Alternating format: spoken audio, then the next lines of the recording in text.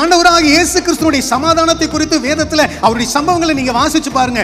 எங்கேயும் அவர் கவலையோடு கூட இருந்ததாக நீங்க பார்க்க முடியாது, எங்கேயும் வருத்தத்தோடு கூட இருந்ததா பார்க்க முடியாது. இங்க நம்ம வாசிக்கிறோம், எருசலேமை பார்த்து, தம்முடைய ஜனத்தை பார்த்து, தம்மால் நேசிக்கப்படுகிற மக்களை பார்த்து, உனக்கு கிடைத்த இந்த நாளிலாகிலும் உன்னுடைய சமாதானத்துக்கு ஏற்றவைகளை. ஆனா நாம என்ன நினைக்கிறோம், என்னுடைய மகிழ்ச்சி, என்னுடைய சந்தோஷம், என்னுடைய மேன்மை எல்லாம் வேற ஏதோ ஒரு காரியத்தில் இருக்கிறது என்று சொல்லி நாம் நினைத்துக் கொண்டிருக்கிறோம். மாறாக தேவன் உங்களுக்கும் எனக்கும் கொடுத்திருக்கிற அந்த தேவ சமாதானம், மிகுந்த சமாதானம் இருந்துச்சுன்னா அவங்க பூமியை சுதந்திரிச்சு இந்த பூமியில மன மகிழ்ச்சியோடு கூட வாழுவார்கள். அல்லேலூயா.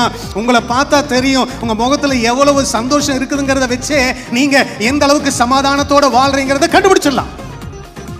சமாதானத்தோட இருக்கீங்க. 1008 பிரச்சனை, 1008 குழப்பம். பழமொழி சொல்லுவாங்க, என்னன்னு சொல்லுவாங்க, வீட்டுக்கு வீடு